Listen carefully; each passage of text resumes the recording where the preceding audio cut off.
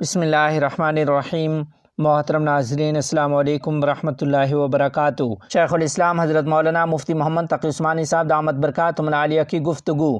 تفصیلات کے مطابق شیخ الاسلام حضرت مفتی محمد تقی عثمانی صاحب دامت برکاتہم العالیہ قطر کے اہم ترین سفر سے واپسی کے بعد جب درس کے لیے تشریف لائے تو حمد و صلوات کے بعد سب سے پہلے اپنے سفر کی مختصر کارگزاری سناتے ہوئے فرمانے لگے کہ میں قطر گیا ہوا تھا اور وہاں تقریباً 4 گھنٹے حماس کی قیادت سے ملاقات رہی ہے، جس میں مستقبل کے حوالے سے مختلف امور پر بات چیت کی گئی ہے۔ مولانا مفتی محمد تقی عثمانی صاحب دامت برکاتہم العالیہ نے کہا کہ الحمدللہ معاملات حوصلہ افزا ہیں۔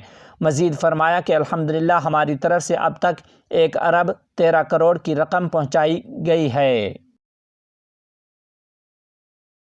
موجودہ ماحول میں الیکشن ہوئے تو زیادہ اچھی امیدیں نہیں۔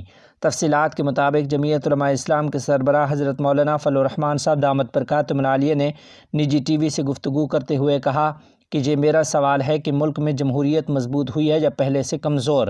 MRD سمیت کئی تحریکوں کے بعد بھی لگتا ایسا ہے کہ جمہوریت کمزور اور مقتدرہ طاقتور ہوئی ہے۔ خامی کس کی ہے؟ بنیادی بات یہ ہے کہ کوئی ادارہ طاقتور بننا چاہتا ہے تو یہ ایک غیر آئینی خواہش ہے۔ سیاستدان جو جمہوریت کی بات کرتے ہیں جس کا تقاضا آئین پاکستان بھی کرتا ہے۔ جمہوریت کی مضبوطی نہ ہونے میں ہم سیاستدانوں کی اپنی کمزوریاں اور مصلحت کشیاں ہیں۔ مولانا فضل الرحمان صاحب کا کہنا تھا کہ مسئلہ یہ ہے کہ جو ہدایات باہر سے آتی رہیں ہم نے ان کے مطابق قانون سازیاں کیں۔ اگر ہمیں آئینی تقاضوں کے مطابق قانون سازی سے روکا گیا تو ہم رک گئے، تو یہ سیاستدانوں کی کوتاہیاں ہیں۔ جمہوریت کمزوری کی ساری ذمہ داری ہم مقتدرہ پر نہیں ڈال سکتے۔ ہماری اپنی کمزوریاں اور کوتاہیاں ہیں۔ مصلحتوں کا شکار ہو کر آج سیاستدان اس جگہ پہنچ گئے ہیں جہاں وہ اب خود کو کمزور تصور کرتے ہیں۔ 25 جولائی 2018 عیسوی کے بعد تمام سیاسی جماعتوں کا ایک متفقہ لائحہ عمل طے کر لیا گیا تھا کہ الیکشن مسترد کر کے نئے الیکشن کا مطالبہ کیا جائے گا۔ اس وقت بھی کہا کہ اس معاملے پر ہمیں جعلی اسمبلی کا حلف نہیں لینا چاہیے، مگر پاکستان کی پیپلز پارٹی کو سندھ اور نون لیگ کو پنجاب میں حکومت بنانے کی جلدی تھی۔ پیپلز پارٹی سندھ میں حکومت بنانے میں کامیاب ہو گئی مگر نون لیگ کے ہاتھ کچھ نہ آیا۔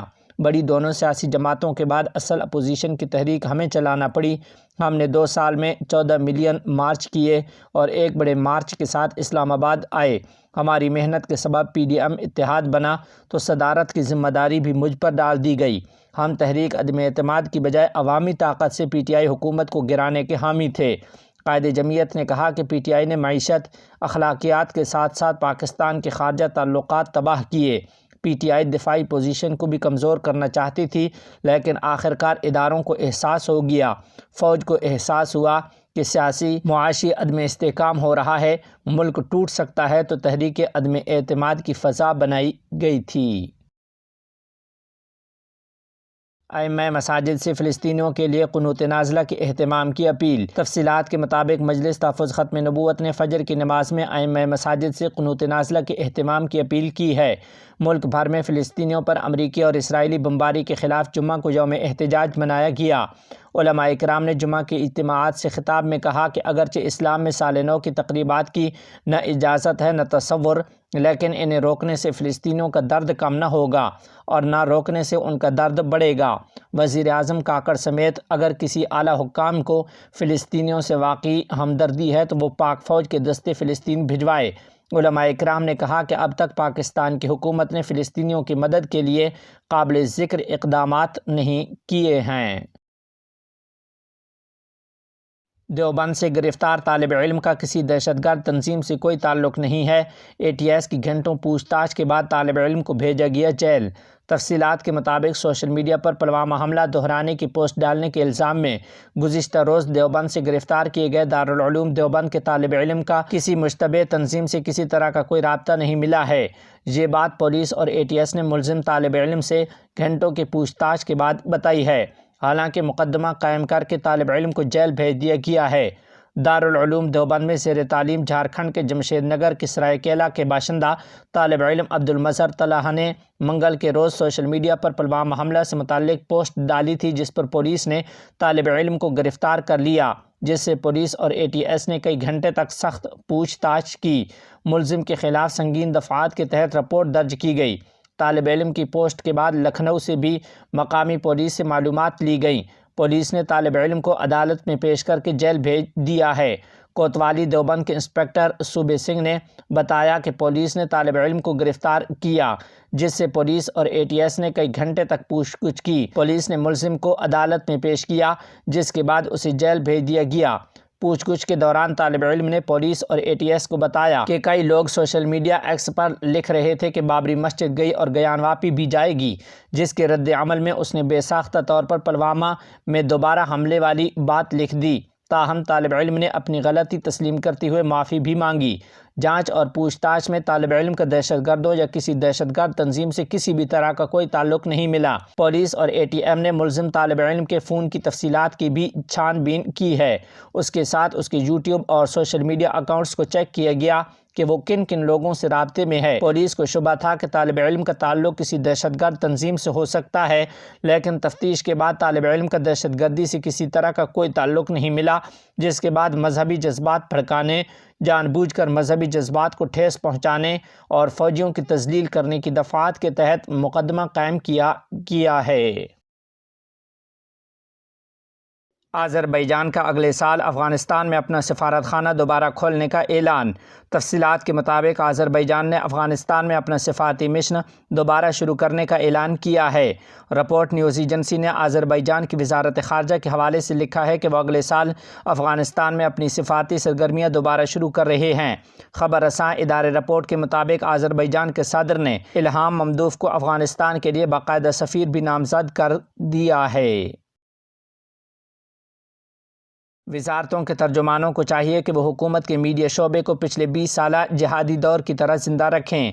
تفصیلات کے مطابق نائب وزیر اعظم برائے سیاسی امور افغانستان مولوی عبدالکبیر حفظہ اللہ سے حکومت کی متعلقہ وزارتوں اور اداروں کے ترجمانوں اور میڈیا پرسنلز نے ملاقات کی ہے۔ ملاقات میں مختلف وزارتوں اور اداروں کے میڈیا امور کے ذمہ داروں کے ساتھ رابطے، اطلاعات تک رسائی اور ملکی اور غیر ملکی میڈیا کے حوالے سے بات چیت کی گئی۔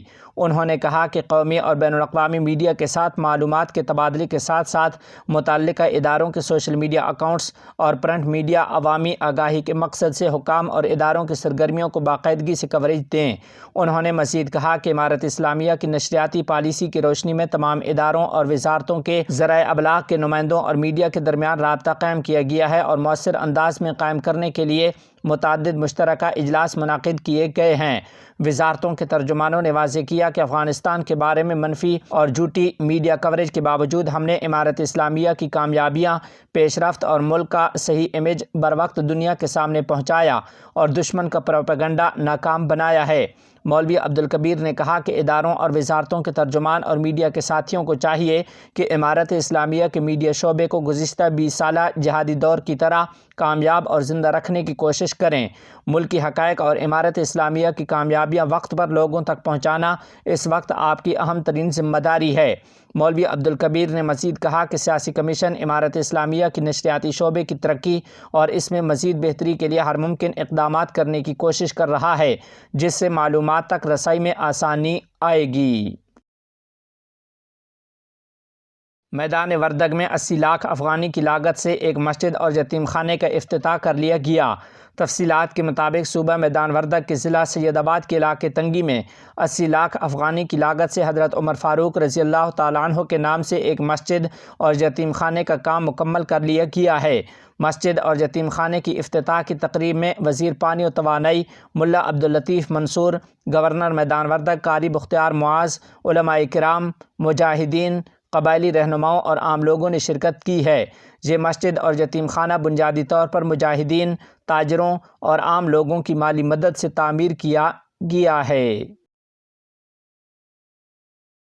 اسلامی ترقیاتی بینک کا افغانستان کو $15 لاکھ دینے کا اعلان۔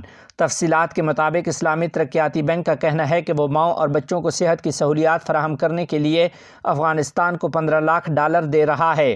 اسلامی ترقیاتی بینک نے اپنے ایکس اکاؤنٹ پر لکھا کہ یہ امداد مختلف صوبوں میں صحت کی خدمات پر خرچ کی جائے گی۔ افغانستان میں عالمی ادارہ صحت کے نمائندے ڈاکٹر نے اس امداد پر اسلامی ترقیاتی بینک کا شکریہ ادا کیا اور کہا کہ اس رقم سے ضرورت مند لوگوں کو طبی سہولیات فراہم کریں گے۔ القصام نے 20 اسرائیلی فوجی گاڑیاں اڑا دیں، 10 فوجی جہنم واصل۔ تفصیلات کے مطابق حماس کے عسکری ونگ القسام بریگیڈز نے جمعہ کے روز غزہ کی پٹی میں دراندازی کے علاقوں میں صہیونی غاصب افواج کے خلاف گھات لگانے اور بارودی سرنگوں کے دھماکوں کے نفاذ کا اعلان کیا، جس میں متعدد صہیونی فوجی ہلاک اور زخمی ہوئے، جبکہ کئی گاڑیوں کو تباہ کر دیا گیا ہے۔ تباہ ہونے والی گاڑیوں میں ٹینک، بلڈوزر اور دیگر بھاری مشینیں بھی شامل ہیں۔ مجاہدین نے اس دوران اسرائیل کے ایک جاسوس ڈرون کو بھی مار گرایا۔ القدس بریگیڈز نے جارحیت کا مقابلہ کرنے کے لیے فریم ورک کے تحت کئی آپریشن کیے ہیں۔ القسام بریگیڈز نے جمعہ کی شام شمالی غزہ سے مقبوضہ فلسطینی علاقوں کی طرف متعدد راکٹ داغے۔ القسام بریگیڈز نے ایک ویڈیو کلپ شائع کیا ہے جس میں راکٹ سالوں کے لانچنگ کا ایک پہلو دکھایا گیا ہے، جس میں دکھایا گیا ہے کہ کئی راکٹ لانچ کے لیے تیار کیے جا رہے ہیں۔ انہیں مقبوضہ علاقوں میں اسرائیلی فوج کے ٹھکانوں کی طرف داغا گیا۔ شہید عز الدین القسام بریگیڈز کے ایک سرکردہ ذریعے نے جمعہ کو ایک رپورٹ میں تصدیق کی ہے کہ بریگیڈ کے مجاہدین نے الطفا محلے کے مشرق میں گھات لگا کر قابض فوج پر حملہ کیا اور اس کے ایک فوجی کیریئر ٹرک کو تباہ کر دیا۔ اس کے علاوہ زیرو رینج سے ہونے والی جھڑپوں میں کم سے کم 10 اسرائیلی فوجی ہلاک ہو گئے ہیں۔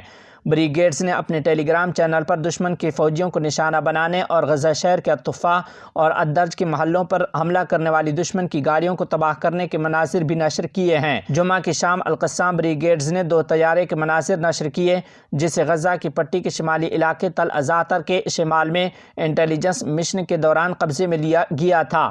بریگیڈز نے ایک فوجی رپورٹ میں کہا ہے کہ اس کے مجاہدین غزہ شہر کے مشرق میں اشراف اور جبل الرئیس کے علاقوں میں شدید جھڑپوں میں مصروف تھے، جہاں انہوں نے صہیونی پیدل فورس کو ایک اینٹی پرسنل ڈیوائس کے ساتھ دھماکہ خیز مواد سے اڑا دینے میں کامیاب ہوئے ہیں۔ القسام مجاہدین ڈی پی جی کے گولے سے ایک عمارت میں چھپی دوسری فورس کو بھی نشانہ بنانے میں کامیاب رہے، جس سے ان کی صفوں میں بڑی تعداد میں ہلاکتیں اور زخمی ہوئے ہیں۔ گزشتہ 48 گھنٹوں کے دوران بریگیڈز نے تصدیق کی کہ انہوں نے الدرج اور الطفا کے علاقوں میں گھسنے والی 20 صہیونی گاڑیوں کو نشانہ بنایا، جس سے ان 2 علاقوں میں نشانہ بننے والی گاڑیوں کی تعداد کل 72 ہو گئی ہے۔ جنوبی افریقہ نے اسرائیل کے خلاف عالمی عدالت انصاف میں مقدمہ درج کر دیا۔ تفصیلات کے مطابق جنوبی افریقہ نے غزہ پر حملوں کے تناظر میں اسرائیل کی جانب سے کی جانے والی کارروائیوں کے حوالے سے نسل کشی کنونشن کے تحت عالمی عدالت انصاف سے رجوع کیا ہے۔ جنوبی افریقہ کو غزہ کی پٹی پر موجودہ اسرائیلی حملوں میں پھنسے ہوئے شہریوں کی حالت زار پر گہری تشویش ہے۔ غزہ میں اسرائیل کی جانب سے طاقت کا اندھا دھند استعمال کر کے فلسطینیوں کو زبردستی بے دخل کیا جا رہا ہے۔ ساؤتھ افریقہ کا موقف ہے کہ بین الاقوامی جرائم جیسے انسانیت کے خلاف جرائم اور جنگی جرائم کے ارتکاب کی مسلسل اطلاعات ہیں، اور ساتھ ہی ایسی اطلاعات بھی ہیں کہ نسل کشی کی روک تھام اور سزا سے متعلق 1948 کی کنونشن میں بیان کردہ نسل کشی کی حد کو پامال کرنے والے اقدامات یا اس سے متعلق جرائم غزہ میں جاری قتل عام کے دوران کیے گئے ہیں اور ہو سکتے ہیں۔